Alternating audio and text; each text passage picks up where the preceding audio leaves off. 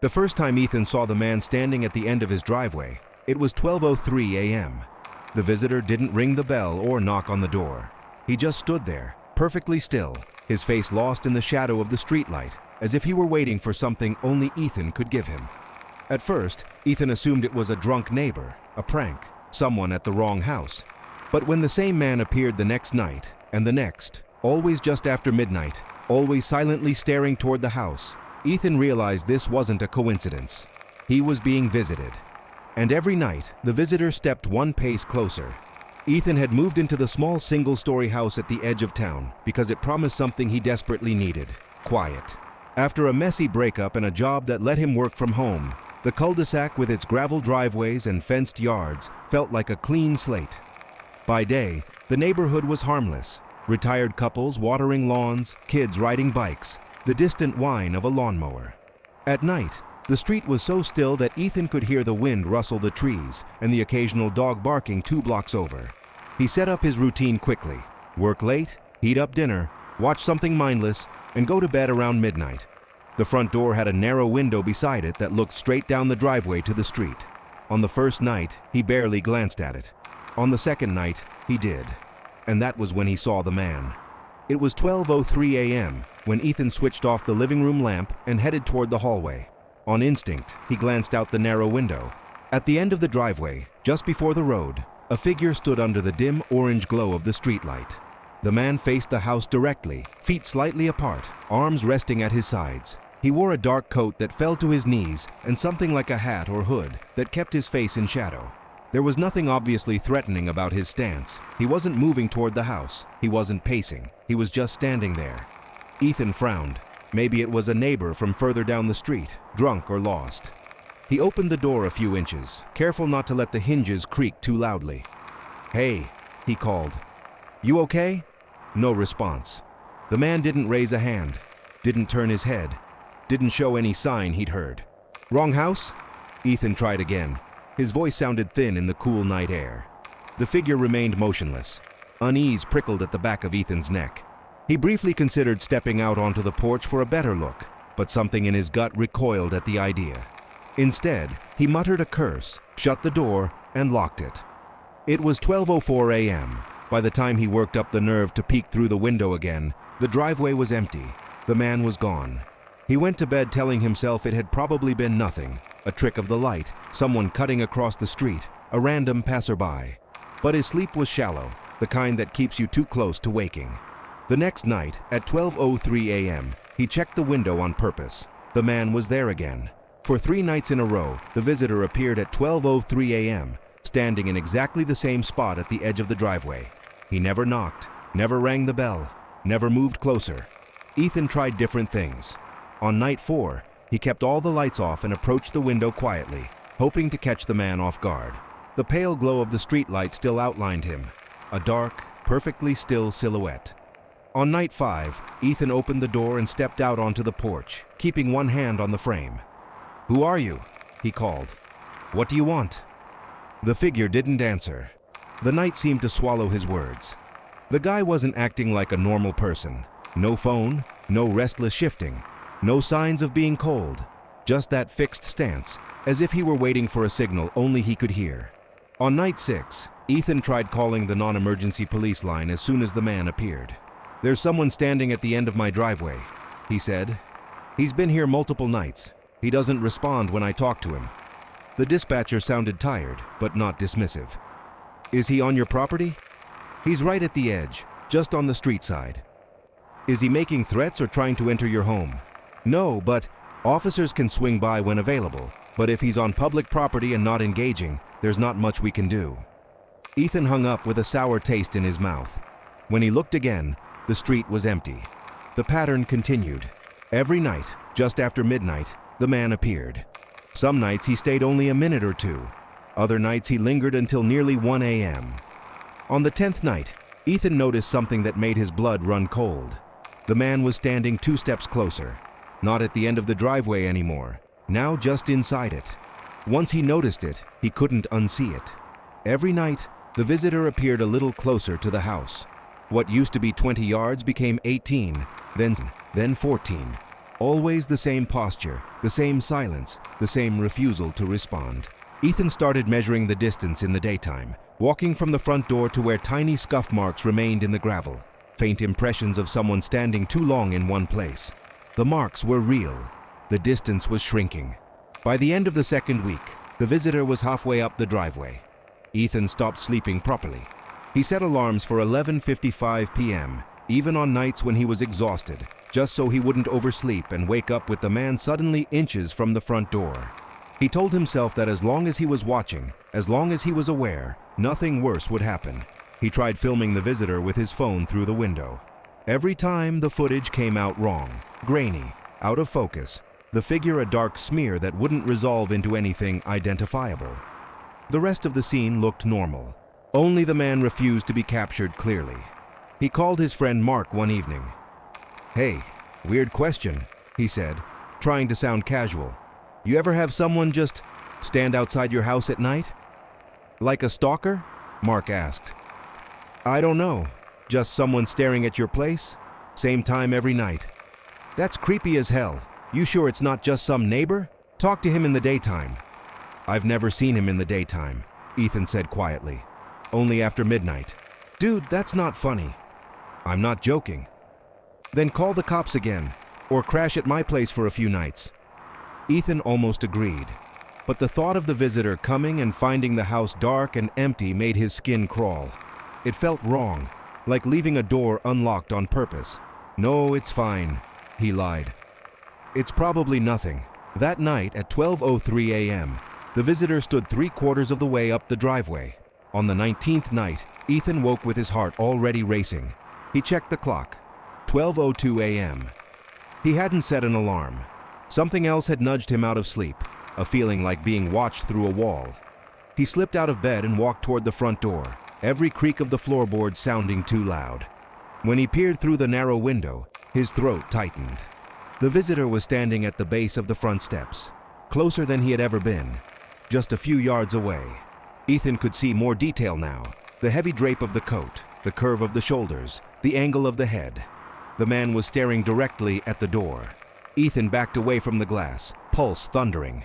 He grabbed his phone with shaking hands and started to dial 911, then hesitated, thumb hovering over the call button. What would he say? That a man was standing on his property, that he'd been doing it for days, walking closer every night. He looked up again. The visitor hadn't moved. "What do you want?" Ethan whispered, even though he knew the man outside couldn't hear him. The house was silent. Then came the sound, not from the driveway, from the other side of the door. 3 soft knocks. Ethan froze. The visitor outside hadn't lifted a hand. The silhouette hadn't changed, but the knock had been unmistakable, right at the level of the lock. 3 polite taps, like someone asking to be let in. The hairs on his arms stood up. He stepped closer, his breath fogging the glass, and realized something that almost made him drop the phone. The silhouette at the bottom of the steps was still under the streetlight, but the shadow on the frosted glass of the door, darker, closer, the suggestion of a head and shoulders, wasn't coming from that man. There was someone on the porch. Something brushed against the door, a faint creak as a weight shifted on the other side. The doorknob rattled gently, as if tested by fingers that didn't need much force. Ethan stumbled backward and finally hit the call button. 911, what's your emergency? "There's someone at my door," he managed. "They've been here for nights. They keep getting closer, and now they're..." He stopped. The knocking had ceased. The doorknob was still. "Sir, are they trying to break in?" "I don't know. They're just standing there." "Stay on the line. Officers are on their way." He watched the front door for what felt like an hour, muscles tight, waiting for the next knock, the next rattle, the next sign.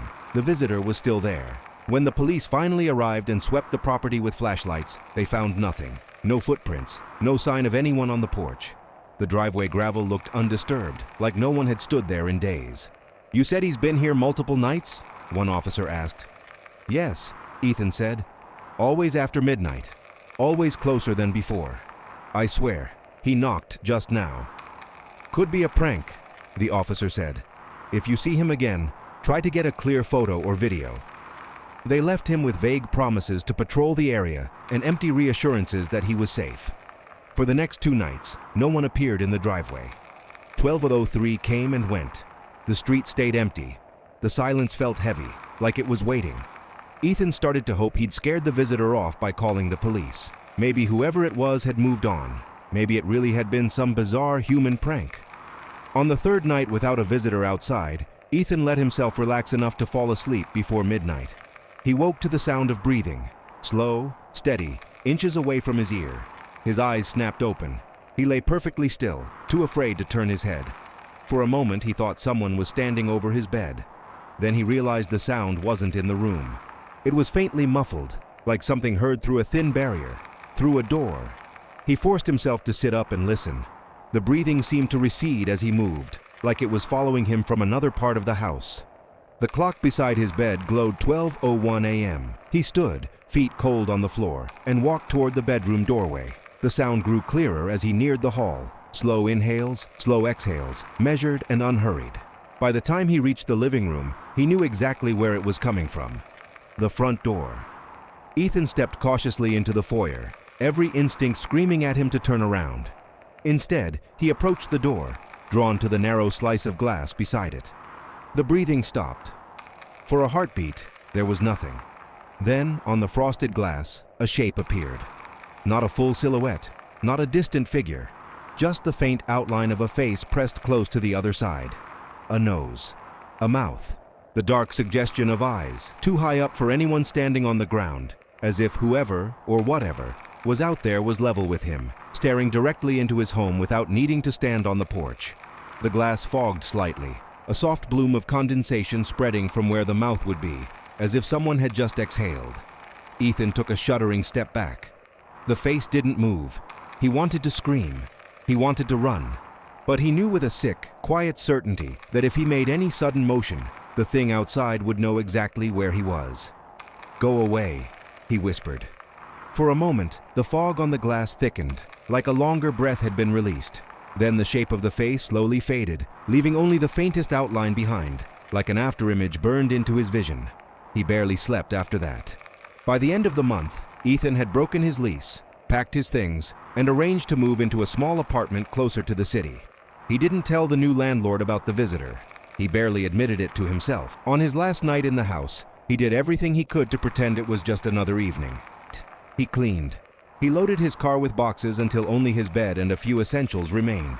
He told himself he would go to sleep early and leave before dawn, while the street was still gray and quiet. But as the night deepened, he found himself sitting on the couch, staring at the front door. His phone read 11:54 p.m. He wasn't sure when he decided to stay awake. Part of him wanted to see, one last time, whether the visitor would come.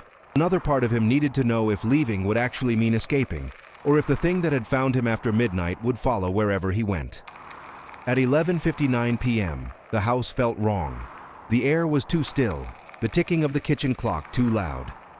At 12:00, the streetlight outside flickered. At 12:01, a shadow appeared at the edge of his vision. At 12:03, when he finally forced himself to look through the narrow window, the driveway was empty.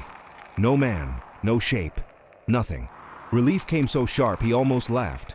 He sagged against the wall, eyes burning, lungs finally expanding fully for the first time in weeks. He turned away from the window. 3 soft knocks came from the back of the house. Ethan froze. He didn't have a back door that opened to the outside. The only other door in the house led to the small laundry room, which shared a wall with the garage. He had never heard anyone knock from that direction before. Pause. 3 knocks. The sound crawled along his spine. Slowly he walked through the kitchen toward the laundry room. The knocking continued, perfectly even, like a patient heartbeat. When he reached the laundry door, the sound stopped. He put his hand on the doorknob, then pulled it back, the metal too cold to touch. From the other side, inches away, came a whisper. It wasn't a word he understood. It was the tone that mattered. Low, pleased, like someone finally finding what they'd been searching for all along. The walls seemed to pulse with it. The house felt suddenly small, like it was folding inward. Ethan didn't open the door. He ran. Grabbing his keys and the last bag by the front door, he yanked it open and stumbled into the night, heart slamming so hard it blurred his vision. He didn't lock the door. He didn't look back. He drove away with his hands shaking on the wheel, watching the dark shape of the house shrink in the rearview mirror until it vanished. He never returned. Months later, in his new apartment in a building with thick walls and no narrow window by the door, Ethan still wakes sometimes just before midnight. Heart racing, convinced he hears soft knocking somewhere behind him. He tells himself it's the neighbors, the pipes, the wind. But once when he checked the time, 12:03 a.m., and glanced reflexively at his new front door, he saw something that turned his blood to ice. For a split second, before he blinked, there was a faint patch of fog at the center of the door, as if someone on the other side had just exhaled. If you ever notice a stranger standing at the edge of your property night after night, always after midnight, always a little closer than before, don't wait to see what happens when he reaches your door. And if the knocking doesn't match the shadow you can see outside, you should ask yourself a different question. What already got in while you were staring at the one visitor you could see?